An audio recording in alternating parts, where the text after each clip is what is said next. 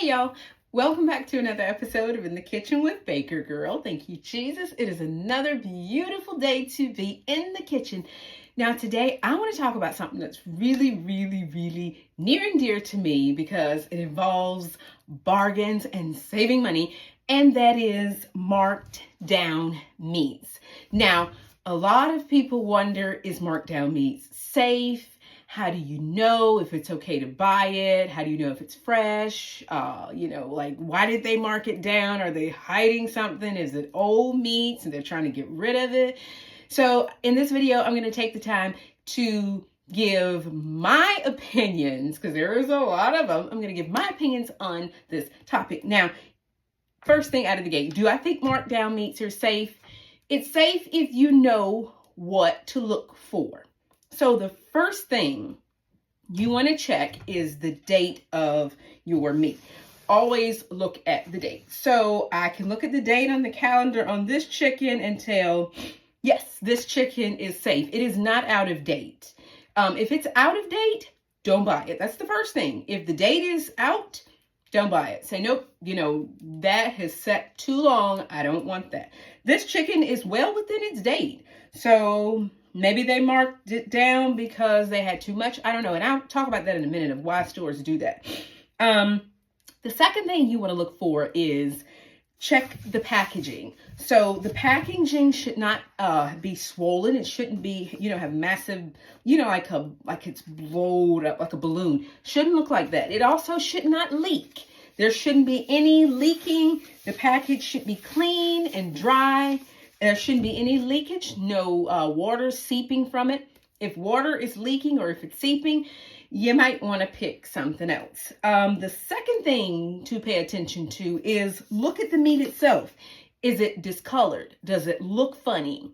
Does it look like they repackaged it and, trying to relabel it?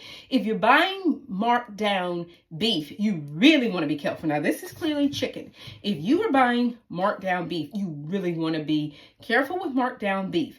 The reason why is some places, they will spray marked down beef because beef shows itself. The fresher it is, you can tell.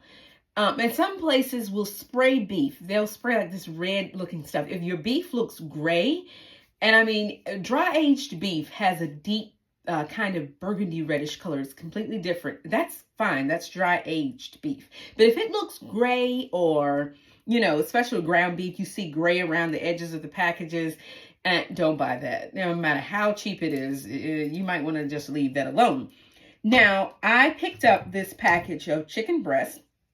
And so let's open it up and let's see the next test of how you know your chicken or beef or whatever you're buying is safe. So the next thing to do, you won't really find out until you get home.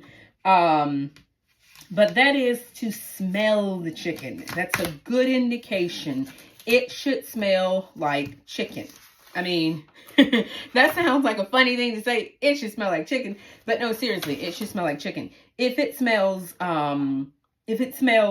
bad, or odd, whatever, obviously, clearly, you don't want that chicken. So I'm just going to go ahead and just smell it. Smells fine. I don't smell anything. It smells perfectly fine. And that's a good indication. If it has an off smell, don't get that chicken. So you can pick it up. You can look at it. These chicken breasts are clean. They are not, they don't have any funny looks to them. They're not discolored. It doesn't like the chicken is bruised or the package is tossed around. This just looks like a good package of chicken breasts. And thank the Lord, I'm glad I found this because we all know chicken everything is just skyrocketing. So we won't talk about eggs. Not today. We won't talk about eggs today. I don't want to put anybody in a bad mood, including myself. But it smells good. It smells like chicken. And that is exactly what you want to look for. It should look clean. The package should not be leaking. The package should not have any swollen in the package. the date, it should be within the date, and it ought to smell good. Now, next up, I'm going to talk about price, but also I'm going to talk about how to make use of a bargain like this, because unless you have a large family, you won't use 7 chicken breasts, right off the bat. So next, I'm going to talk about how to put this up and package this so you can make the most use out of your money for this amount of chicken. So let me wash my hands and I'll come back again. Okay, hands are nicely scrubbed and clean. So the best way, my best tip to maximize your bargains is to put food up in the quantity you know you will use. Now, I said this in my canning videos where, I talked about canning, whether it's eggs or pickling or canning, whatever it is. Put things up in the quantity you use. If you know you only need a small amount of jam, can small jars of jam. If you know you use larger jars of jams, or preserves, or jellies, or whatever, use your larger jars. So the same thing with meats. In our household, I don't cook tons of meat at once. So I am going to put my chicken up in freezer bags, and I'm going to put them up in the quantities that I'll use. So that's probably two chicken breasts per bag. Now, if it was thighs, I would put up 4 thighs per bag. Now, you can maximize, while I'm opening up these bags, and we chat about this for a minute, you can double your money even further by splitting your chicken breast. So all you would do is you would just take a knife and you would split it just like this, just split it straight down here. You can also cut it into 4s, or you can cut it into halves. These are very thick, so it's rare that I would ever cook a whole chicken breast like this anyway. So I'm planning on splitting these. But now when it comes to freezing them, I am going to freeze them whole, because whole chicken, it just keeps better in the freezer, in my opinion, as whole chicken than if I cut them up into smaller pieces. But again, if you know you like your chicken cut into fillets, then this is the time to go ahead and slice your chicken. You can slice it into as thin pieces as you like. Now here I've got a dilemma. I have got 3 pieces. So what I'm going to do is I'm going to let the largest piece be the piece that goes in a bag by itself. So, see if I can open up another bag with one hand. Now, this one chicken breast, like I said, this is a good sized chicken breast. So I'm going to use this for those recipes that I know I just need one chicken breast. Maybe like a stir fry or, whatever. So that is how, and as you can see here, empty container. So that is how you can maximize and really, really take your bargains and make sure that your bargains are really bargains and stretch your money a little further. So now out of that one package of chicken breasts, I now have 7 chicken breasts, or for me, this would be 14 meals. Why 14 meals? Because I'm going to cut these chicken breasts up into pieces. I can slice them into smaller pieces and I can fry some. In our household, 2 chicken breasts is plenty because we're not a big meat household. We eat meat, but we don't eat tons of meat. So 2 chicken breasts for our household is a plenty. But as I say, if you know you're a household and you eat more meat, or you have more to feed, then you may not have as many pieces to put up. But however you put it up in the quantity that you know you will use. So I'm going to get washed up again and then get my bag sealed up. Then I'm going to go ahead and just zip my bags up. You want to get most of the air out of them if you possibly can. So just kind of lay it out flat. That just makes storing it in the refrigerator a lot easier. So just zip it up. And then while the bag is out flat, I'm just going to go ahead and date these. And chicken breast. And I'm going to go ahead and put the quantity of what's in here, which is 2 chicken breasts. And this is ready to go in the freezer. And I don't need to do anything more. All I need to do is just put this right in the freezer as it is. And I have the date on here. And then when I'm ready, all I do is just pull this out, put it in the fridge, let it thaw. Or as my mama used to, put it in some cold water and let it thaw. And I have a ready meal ready to go, and I can use it for anything. Now, that's one way of doing it. Now, another way of doing it that I'm going to do here is you can season your chicken breast before you freeze it. So I'm going to add a little bit of olive oil in here. That just helps the spices to stick to the chicken. And then I'm just using the spice blend that I have. You can use any spice blend you like.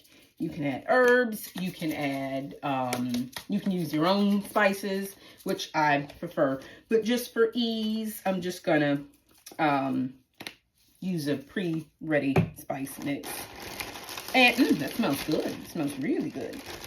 And you've already got seasoned chicken breast, and all you need to do is zip the bag up, leave a little air, and then just massage the spices into your chicken. This makes it fuss-free because it's in here. By the way, you can use reusable freezer bags, which I do use. I don't use them for meat because I kind of feel, I don't know, some kind of way about it. But if you don't have my hang-ups about reusing those for meat, then you can reuse them. That way all you do is just wash it when you're done with it and use it again. So I'm going to go ahead and add my date to this one. And I'm going to put barbecue for this one because this is a barbecue seasoning chicken breast. And then once again, put my quantity of 2. And put these in the freezer. And now I've got seasoned barbecue chicken. Now, you may say, what quantity for the seasoning? This is where the cooks come in. You know, I don't know. I just shake. Literally just shake. But you can always adjust your seasonings when you prepare to cook your chicken. So you don't have to season it all the way at this point. Some of the seasoning is going to infuse in the meat, and that's the point. You know, you can always go back and add a little extra. So I'm going to do the same thing for these remaining bags and get these ready to go into the freezer. And then we'll talk about the actual dollars that we're saving by buying marked down meats. Okay, so I've got a little cheat note here in front of me, which I won't show you because it looks an absolute mess. It's squiggles. But for the amount of chicken breast that we have here, which is 7 chicken breasts. Now, most retail prices, which by the way, all of these were 5.82 pounds. Now, for a general retail price for your chicken, is $3.99. And so this chicken with the markdown price, it's marked down to $13.26. So from the general retail price of $23.22 for 5.82 pounds, down to $13.26 for 5.82 pounds. That is a savings of almost $10. That's a savings of $9.96. Now, the price comes from at the $23.22 $3.99 price, which would have put each one of these chicken breasts at $3.37 per chicken breast. The markdown savings, each chicken breast comes to $1.89. Now, that is a good bargain. For chicken breast, that's really, really good. Because if you think about it, you can split these in half. Now, let's go ahead and do the math on our halves. Now, let's just say we split each one of these chicken breasts in half. We would end up with 14 pieces versus 7 pieces because we're trying to be more economical. So we will divide that 289 divided by 2. That takes it down to 94 cents per chicken breast. Now, that is a bargain to me. I grew up with a mother who was a bargain queen. So even for daughter of a bargain queen, that is a really good save. Now, to my point about markdown chicken, some stores will put a markdown sticker on items to move them. Doesn't necessarily mean they're out of date. Doesn't necessarily mean they're getting bad or they've been sitting or whatever. Some stores are very smart. Corporations are smart. They know, we all know now, to look for those special stickers.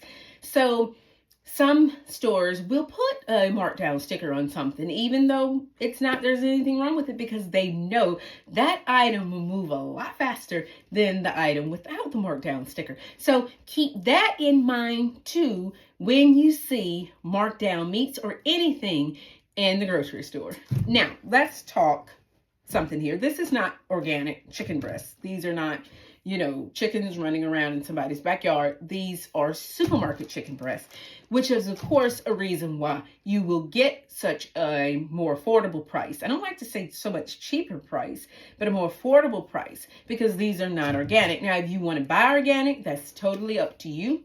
In our household, we buy depending on where we see the most value at, and not just the dollar value, but what makes sense. For instance, all my sugar is not organic. I use organic sugar on an everyday basis. But then when it comes to, like, if I'm baking 5 cakes, I don't use organic sugar for that, because whether it's for me or for somebody else, I don't use organic sugar in my cakes for the most part. I don't see where it's necessary. If I want a chocolate cake, I am indulging. And so therefore, what kind of sugar I'm using, I don't really get into that. If you choose to do so, that's fine. Same thing with the meat. If you choose to buy organic chicken, that's fine. You can still look for bargains. It doesn't have to break the bank just because it's organic.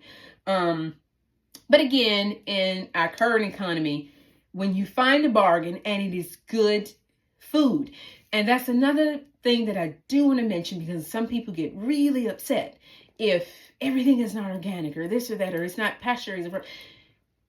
This here